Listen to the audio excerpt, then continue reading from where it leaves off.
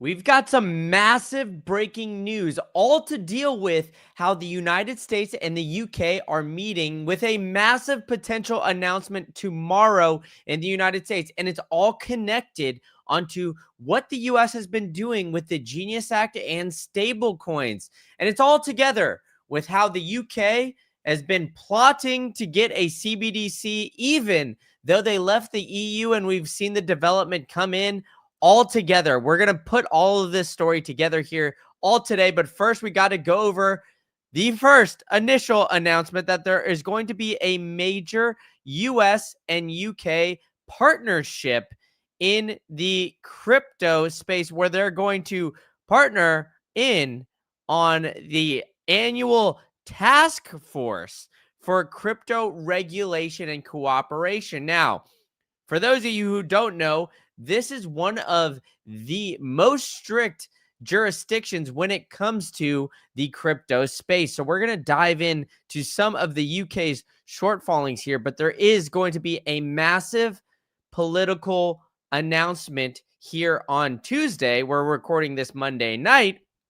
On Tuesday in the United States that, quote, could reshape the trajectory of Bitcoin politics. This will be a defining moment. So there's a massive announcement. But for those of you guys at home who know that the Bank of England is very anti-Bitcoin and very anti the crypto market, they've even announced this where they're going to say they're going to hit a, quote, potential bail-in for banks, which would mean they would potentially use and freeze your savings accounts, go into your bank accounts, take your money, allegedly, because it isn't yours if it is actually in the bank account, and utilize that to help out their government. Now, the UK has been also very anti-wealthy individual, to say the very least. I mean, they have been just anti-freedom of speech, anti-freedom technology, anti-freedom everything. And this has caused them to lose 16.5 million millionaire or 16.5 millionaires, 16.5 thousand millionaires this year.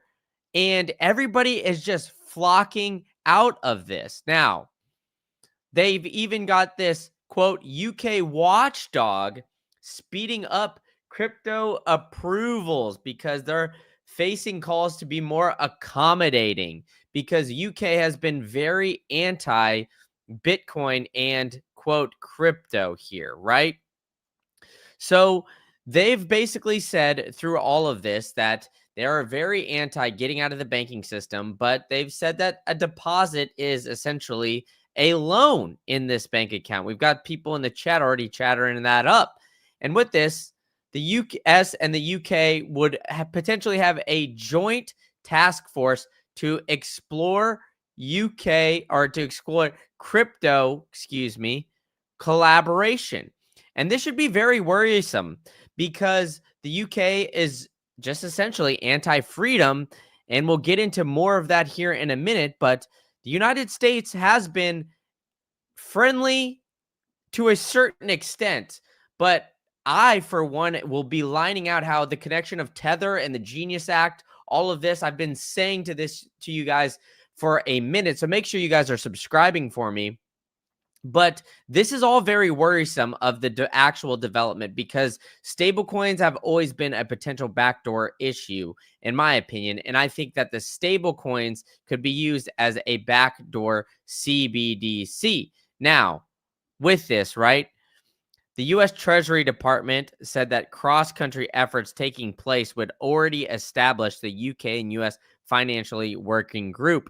The new task force will be called the Transatlantic Market Task Force, and the U.S. would be deeply linked with $1.2 trillion invested between this. So it's going to be them, quote unquote, working together for all of this. But let's review how the UK has essentially been losing millionaires and essentially running them out of their country here lately, because people are getting arrested for freedom of speech. In fact, we had this tweet have to be deleted because it reported a video of police showing up to a family's house to seize a child's phone. The crime, viewing a social media post in May. Nothing more, just viewing it. This video was circulating and it had to be deleted because of what the UK has been monitoring for all of this. So as these tweets are and everything else, freedom of speech is essentially being stripped from the United Kingdom. The officers even threatened to arrest the child if they did not hand that over, which is absolutely crazy. So searches for VPN skyrocketed in the UK as the new online age verifications enacted, because they've been saying that they need age verification for all different kinds of websites and everything else just to search the internet. And then we've seen a bunch of anti-immigration protests here lately because essentially they're just letting everybody into the country at this point. So the UK has had some massive, massive problems, and these protests are gaining so much traction. I don't know if you guys are seeing some of these pictures coming online, but I mean, if you look at it and look, I mean, of course, this is going to be a headline on CNN, right? The far right anti-immigration protest led to clashes with police with all of this, when in reality, there's so many people that are that are showing up to all of this. That is absolutely insane. Now, on top of all of that, not only that, the UK is introducing digital ID cards. And so fewer than 13,000 more signatures are needed to introduce on the petition against the digital ID cards, but the UK considered it to debate, right? They want to introduce these digital IDs. And what else are they doing? They are looking into the digital pound and CBDC. Oh, it wouldn't replace cash. But hey, if you look at the CBDC status, this is from the CBDC tracker. The United States is actually still, pretty far along here. They've got this Project Hamilton, which is looking at a proof of concept. This digital dollar, they're doing some research. The UK is actually not even close to as far along with their digital pound and everything else, but the UK looking into this and their connection, obviously, with the EU is very interesting, right? Because they had the great Brexit with everything. And now look at what Christine Lagarde, the lizard herself, had to say here about CBDCs, because it's very, very interesting. Now listen in closely. And see where it has been piloted, and there is only one which is clearly now launched in a very small country, but it is piloted on a fairly large scale in China, is of use and of service to all citizens. So it is not something that is good for the elite, or is good for the young, or is good for some versus others. If it is well done and if it is well implemented, it would be of service to all citizens. So she is trying to justify the CBDC because the European Central Bank is trying to launch it, the digital euro, in October of this year, which is literally 9 days away. So the ECB, Christine Lagarde, is piloted heavily large scale in China. So it's not something good for the elite. If it's well done and implemented, it's good for everybody all over the place. And so the UK and the US are now potentially partnering with all of this, and they're looking at how other countries are implementing it. And the UK is very similar to how ECB is being run. And so they have essentially been locking up people's savings account, locking up people's phones, wanting to arrest a child for viewing a social media post. It's been absolutely crazy. And now on top of it, the United States wants to partner with them. Doesn't that raise some red flags for you guys? Especially when we have the push for stablecoin and stablecoin regulation. Now, let's get into one of the biggest players in the stablecoin market, Tether, because Tether has appointed Bo Hines, who was the former strategic advisor for digital assets in U.S. strategy. Now, Tether is an interesting case with just how closely connected they are to the United States government and everything else. And now Tether is one of the biggest on-ramps onto the Bitcoin network, right? A lot of people, a lot of the bears I get, the chirps I get is, hey, you know what? We are utilizing Tether to buy Bitcoin, and that's it. You won't be able to do it. So if you cannot buy Tether, they're killing an on-ramp, right? But Tether is centralized. They can track. They've worked heavily with the United States government. In fact, they are one of the leaders in holdings of U.S. treasuries. But what is something that they did here very recently? They introduced a new stablecoin, USAT, for the U.S. market. Now, this raises huge red flags for me, and it should raise red flags for you. Let me explain. Because USDT set a record market cap above 160 billion. That makes it the largest stablecoin in the world. USDT, which is owned by Tether. So why, oh, why would Tether make a USAT if you literally have the biggest stablecoin in the world? Well, let me tell you why. Well, one, it's because that stablecoin, USDT, does not meet US regulations. So they are making a new stablecoin strictly for the United States in order for it to meet those US regulations. Now, what are those US regulations going to be? I don't know. Maybe the ability to shut it off, maybe the ability to cancel it, maybe the ability to have everything, right? So with this, the USAT, the stable coin with all of this, is very, very interesting, the connection, because not only do we have that, right? We have Tether intertwined with the United States government very closely. And then we have Tether intertwined with also Michael Saylor and some of these Bitcoin treasury companies. We're going to get into all of that in a minute, but you guys don't need to sell your Bitcoin to these guys because the Bitcoin is your only escape. At this point, you guys need to get Bitcoin to get out of that fiat system, but you might need to cover some expenses here. And if you do, you could go to saltlending.com/greencandle. They'll let you borrow against your Bitcoin. And then on top of it, they've got some of the best rates out there. 8.95%, 12-month duration, 70% LTV. If you go to saltlending.com/greencandle, they may give you, actually, I know they are. I have inside sources say that they're going to give you guys a special deal for the Green Candle listeners. So you got to go set up and apply with them. Do it today. So go to saltlending.com/greencandle, the GOAT all-nighter hider in the chat saying all this, because we're going to keep on going over how Tether and the connection between the U.S. government still gets very close. And I appreciate your kind words, Will Mason here in the chat, big time, asking why Christine Lagarde, why she isn't in jail at this point.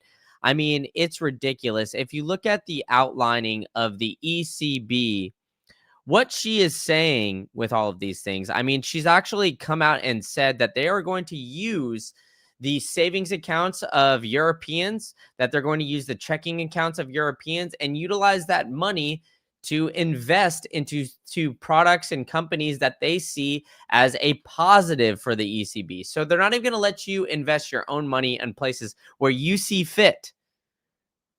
So all of these things is all about control, right? So these governments are all about controlling you. And Dub is saying, evidently, I still get carded. Hey, I mean, I look young and snappy out here. I don't have I need to get my chroma glasses with me, but all of these things, right? The UK is a socialist country, and the United States partnering with them, I think, is very worrisome. And then on top of it, right, Tether and SoftBank and Jack Mallers 21 all have come in with Cantor Equity Partners. Now, Tether very closely, is now one of the leaders, or 21, excuse me, is one of the leaders of publicly traded companies that hold Bitcoin on the balance sheet. As you guys know, 21 became the third largest Bitcoin treasury company in the world, right? So number 3, right off the jump, a big portion of that was because they got donated coins from Tether. Now, Tether and Paolo are working closely with Jack Mallers and Cantor Equity Partners. Now, who was, let's say, the previous owner of Cantor Equity Partners? U.S. Secretary of Commerce Howard W. Lutnick. Now, what else is very interesting about Cantor Fitzgerald and their holdings is that at this point, they have nearly 50% of their entire portfolio as just MSTR. Now, if you are a firm like that and you have majority of your holdings with a single company, well, Howard Lutnick is very close with Michael Saylor. So Michael Saylor and the Trump admin have had a very, very close relationship. And so there's either going to be some sort of insider knowledge that Trump and Saylor have in together. And, we see Saylor buying up a bunch of Bitcoin and Saylor hanging out at the White House and Saylor, hanging out at Mar-a-Lago and all of these different things. But at the end of the day, when we're seeing Howard Lutnick and his connection and hanging out, talking allegedly about the U.S. Strategic Reserve coming in and out, and he's been pictured at the White House multiple times with Saylor. This is even from him, right? When you get invited to discuss digital assets, so Saylor changing his tone from Bitcoin to digital assets has also been very interesting here, because it seems like Saylor was initially always just talking about Bitcoin, Bitcoin only. And hey, this is how we should form the Bitcoin Strategic Reserve. But, when Saylor was in Washington the other day, he was also there with Tom Lee and some other characters who maybe are into other assets outside of just Bitcoin, right? So I think it's interesting, this connection. And, at the end of the day, Bitcoin is getting more and more expensive, right? If we look at the price chart here, folks, Bitcoin's sitting at 112,000. But if you look at the amount of Bitcoin on exchanges, there's about 200 or 2.15 million. Let's see if there's still about that. Yeah, 2.113 million left on exchanges. And then on OTC desks, there's only about 155,000.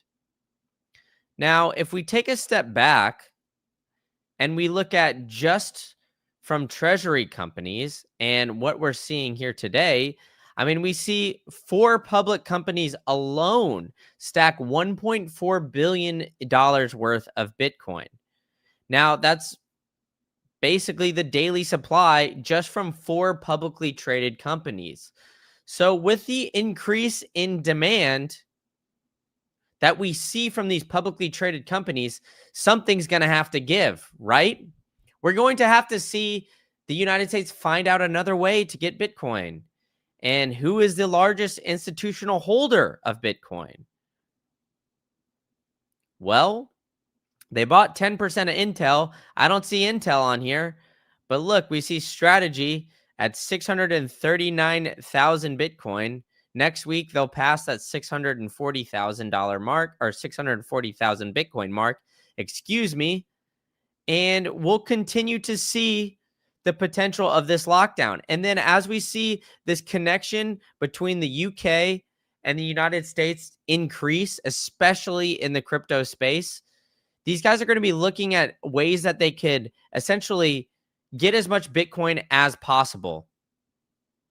They have not gotten to Sailor just yet.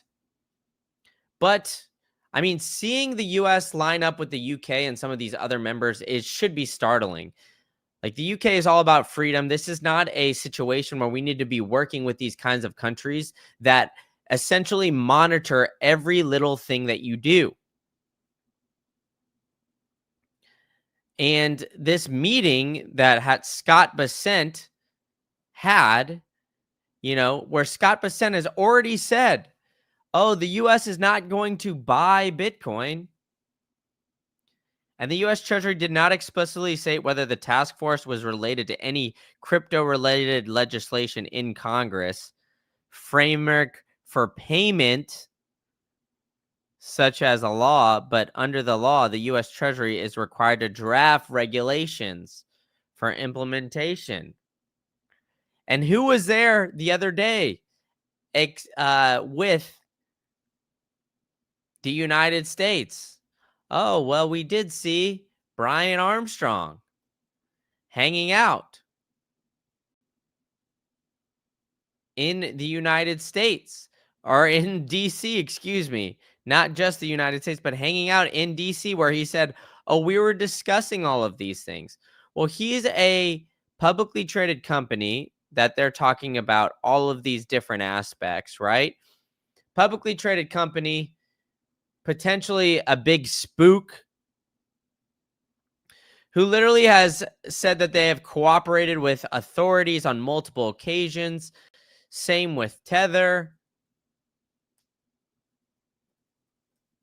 where all of these guys essentially are just looking at,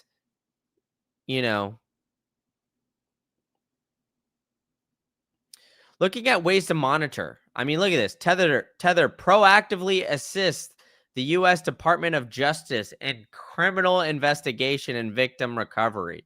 It sounds noble on paper, but when they are tracking all of this, it's not the freedom technology that all Bitcoiners are preaching to you guys about. This is not even close to that.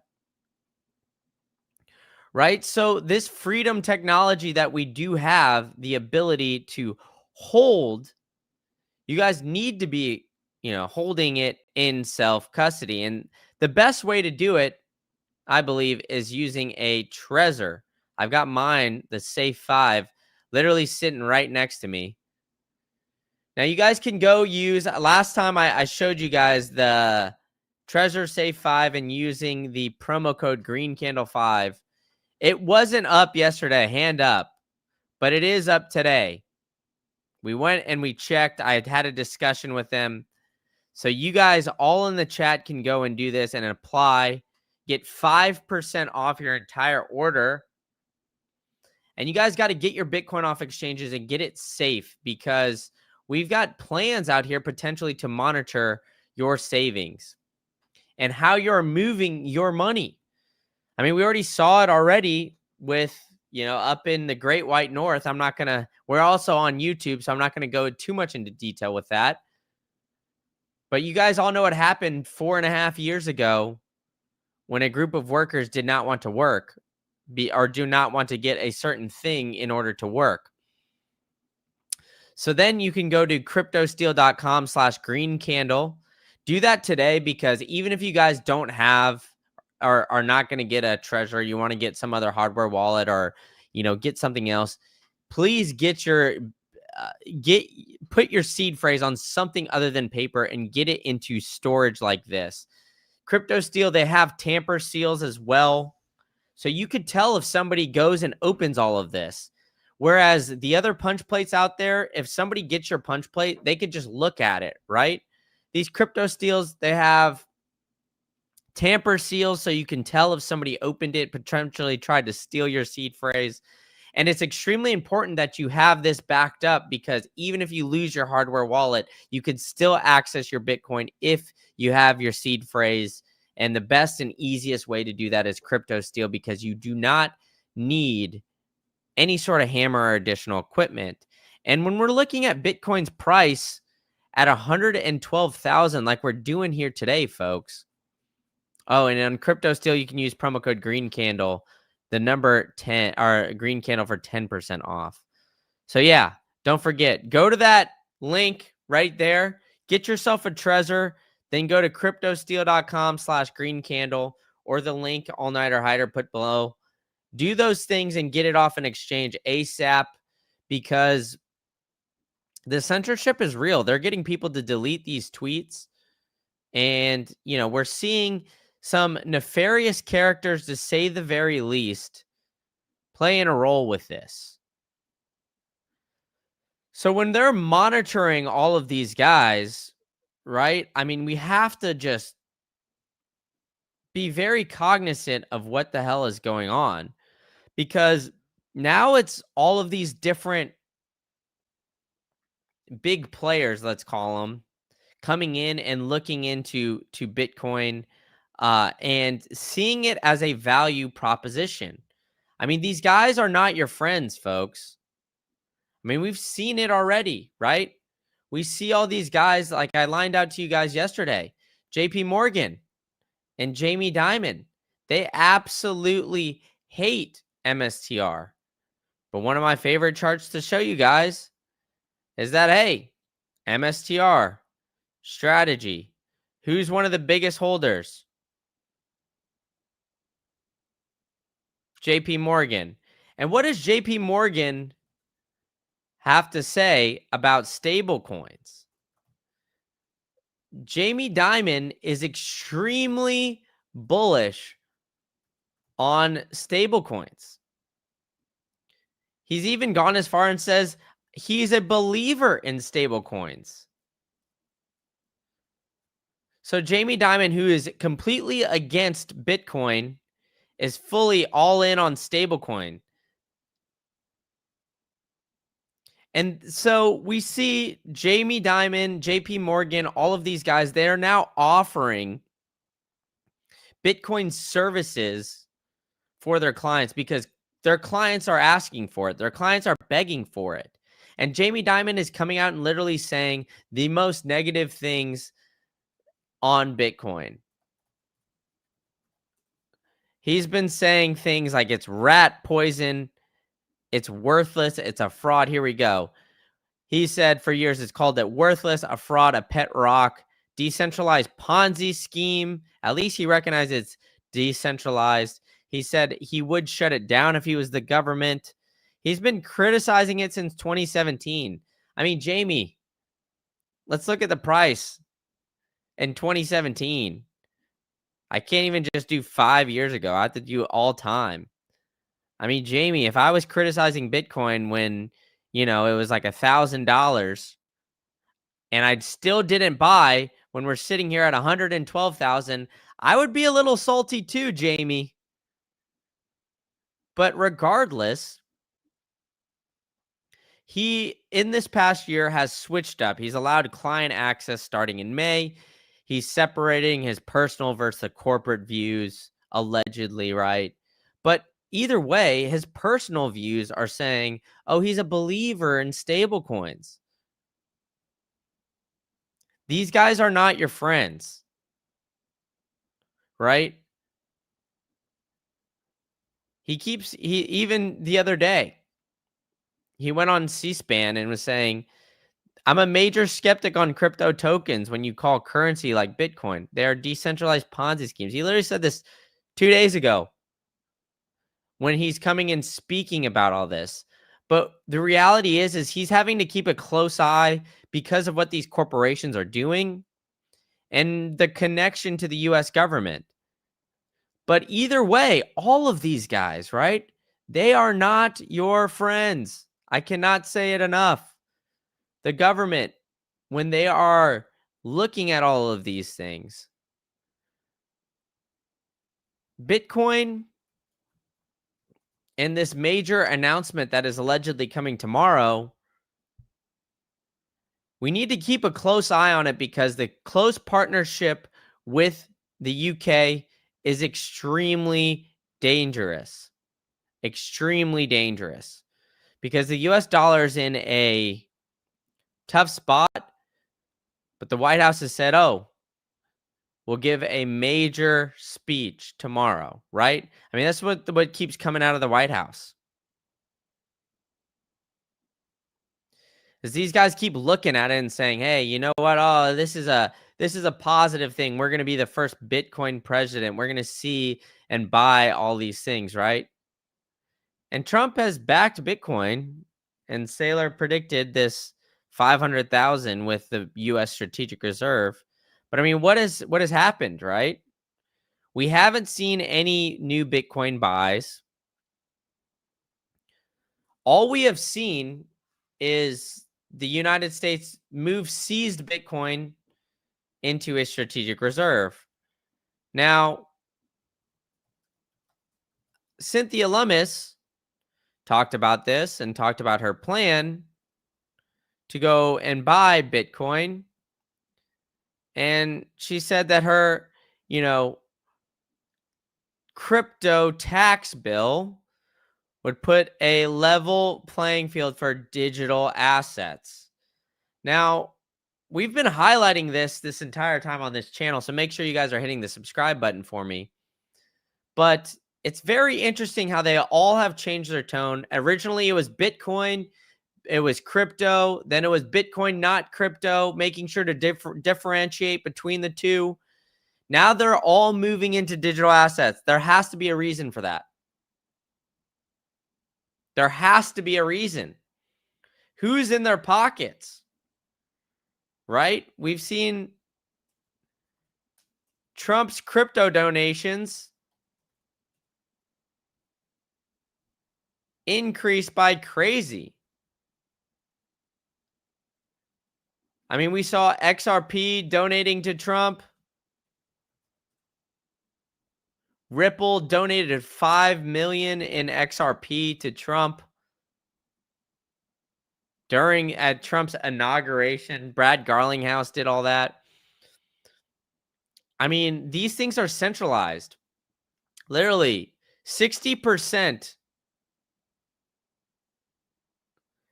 of XRP is owned by Ripple. So they could just dump. So giving just 5 million is nothing to these guys. And so either way, right? When you're looking at how the development of this Bitcoin and crypto market goes, they're doing like crazy things. Like it's the Wild West out here. 21 shares spot Dogecoin ETF is now being listed. And now, finally, they're allowing the U.S. executive order to open the 12.5 trillion into 401k for retirements in crypto just in time to get your Dogecoin ETFs in here. I mean, what are we doing out here, folks? They're changing all these rulings where previously, look, I know Gary Gensler, he was maybe a net negative for some of these things, right? But I think at the end of the day, Gensler was a positive when he was saying everything is a security outside of Bitcoin, and he was being more cautious with all of these things. I mean, when we're getting a freaking Dogecoin ETF, I mean, what are we doing here, folks? They literally come out and openly and honestly say it's a meme. And I haven't even been plugged into these Bitcoin or to these let's call it the shitcoin ETFs enough to really just be keeping track of what the hell is going on. But a Dogecoin ETF is absolutely insane. I mean, what are we doing here, folks? But either way, when we see Tether, announcing this USAT, when we see some of these other things, some of the writing on the wall, right? We got to make sure that we're keeping a close eye on what these policymakers are doing, because at the end of the day, these policymakers really are driving for more overwatch over this market, because it's been the quote Wild West. That's what they just keep saying to us. Oh, it's been the Wild West. We want some legislation. And I mean, we see the writing on the wall, right? Like, I mean, when strategy is great. They're a great company, right? If you own strategy shares, they've been doing really well, right? With the MNAV of 1.5, they just keep on buying. But with this, right, there was 41 buys before President Trump got elected. President Trump got elected, 42 all the way up to 80. They've literally been buying almost every single week since President Trump got elected. So I think at the end of the day, these guys, like we said, they are not your friends, folks. We should not be keeping a close eye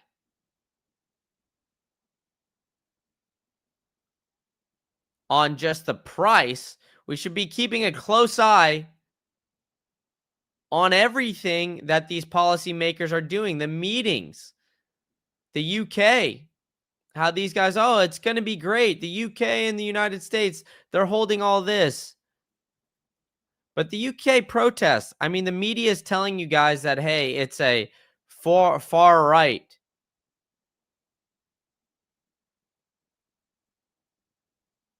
But, the British police, look at this. They're arresting an 11-year-old boy for raising a UK flag at a protest.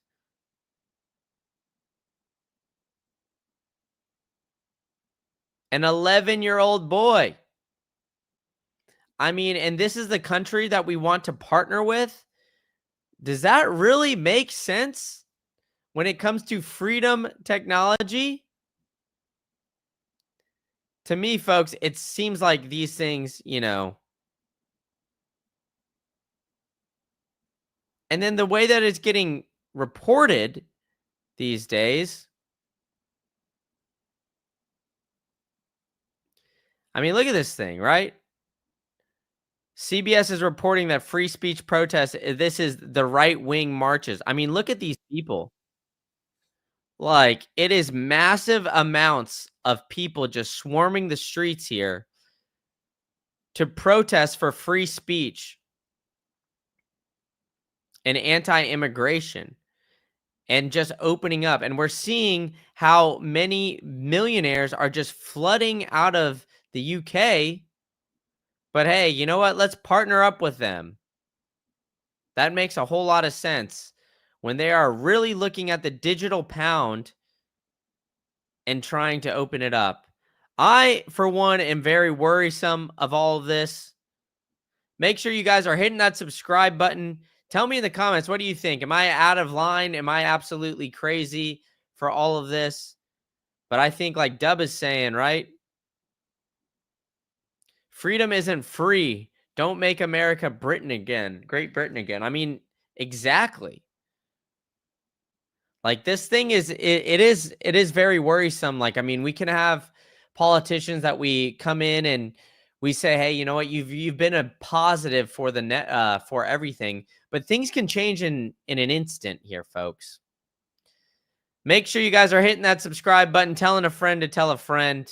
I'm going to be detailing all of this. For those of you guys who didn't catch it live, let me know in the comments what you guys think. And help me get to 15K subscribers. I think I'm like 20 away at this point. So please hit that subscribe button for me, and I'll catch you guys all at the next one.